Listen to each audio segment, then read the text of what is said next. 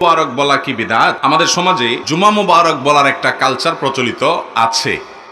জুমার দিন হলে বা বৃহস্পতিবার দিবাগত রাত হলে দেখা যায় একে অন্যকে কি বলে?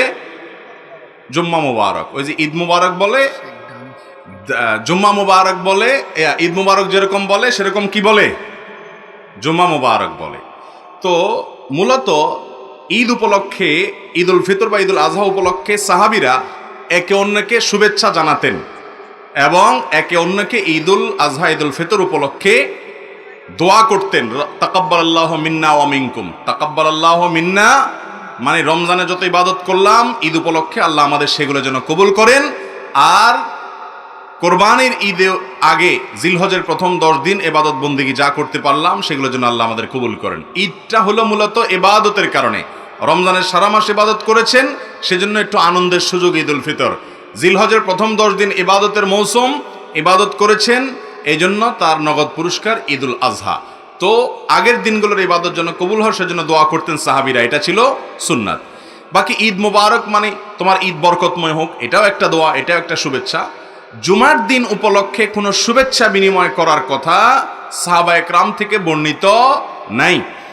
ইসলামের কাজ হিসাবে, ধর্মের কাজ হিসাবে যদি কেউ কোনো ফরম্যাট, কোনো ইবাদত, কোনো ভালো কাজের সিস্টেম চালু করে অথচ সেই ব্যাপারে কোরআন হাদিসে কোনো প্রুফ না থাকে, একটা হলো যে ওয়াসিলা বা মাধ্যম, মৌলিকভাবে ধর্মীয় কাজ না, যেমন এই যে মাইকের ব্যবহার, এটা মাধ্যম আওয়াজটাকে পৌঁছানোর জন্য। এই মাইক ব্যবহার করা আলাদা কোনো ইবাদত না। আরেকটা হলো মূলগতভাবে ইবাদত, যেটা মূলগতভাবে ইবাদত মাকাসেদ যেটাকে বলা হয়, সেখানে নতুন কিছু সংযোজন করা যাবে না, সেখানে সেটাই গ্রহণ করতে হবে যেটা কোরআন এবং হাদিস থেকে বর্ণিত হয়ে এসেছে।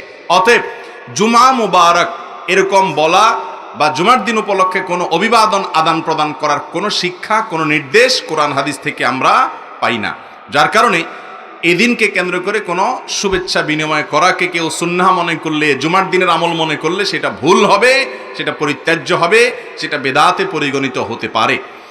আর জুমার দিনের যে সুন্নাহগুলো আছে সেগুলো স্মরণ করিয়ে যাওয়া যেতে পারে, যে আজকে জুমার দিন, দুরুদ পড়ার দিন। সপ্তাহের মধ্যে দুরুদ পড়ার জন্য সবচেয়ে শ্রেষ্ঠ দিন কোনটা? জুমার দিন। নবী করিম সাল্লাল্লাহু আলাইহি ওয়াসাল্লাম বলেছেন, আকসিরু আলাইয়া মিনাস সালাতি মিন ইয়াউমিল জুমআতি ওয়া লাইলাতিল জুমআহ, বাইহাকির হাদিস। তোমরা জুমার রাতে এবং জুমার দিনে আমার প্রতি বেশি বেশি দুরুদ প্রেরণ করবা। দুরুদ পাঠের শ্রেষ্ঠ সিজন, মৌসুম হলো জুমার দিন। জুমার দিনের দুরুদটা হলো সবচেয়ে শ্রেষ্ঠ দুরুদ। আর এই জন্য বৃহস্পতিবার সন্ধ্যার পর থেকে নিয়ে জুমার দিন সন্ধ্যার আগ পর্যন্ত এই 24 ঘন্টা দুরুদ পাঠের সময়, এই টাইমটাতে অন্যকে স্মরণ করায় দেন, নিজে দুরুদ পাঠ করেন। এটা হলো কাজের কাজ। হাদিসে যেটা করতে বলা হয়েছে সেটা করেন, সেটার খোঁজ খবর নাই। জুম্মা মুবারক, অনেক ভালো মানুষও জুম্মা মুবারক আদান প্রদান করেন, বলেন, সেটা আরেক জিনিস। কিন্তু আমার একটা বাস্তব অভিজ্ঞতা হলো, ফেসবুকে দেখবেন যে বৃহস্পতিবার থেকে জুম্মা মুবারক লেখে, এই লেখকদের অনেককে আমি দেখেছি যারা ভালো করে নামাজও পড়ে না, শুধু জুম্মা মুবারক লেখে। দেখছেন নি আপনারা? নামাজও পড়ে না কিন্তু কি লেখে?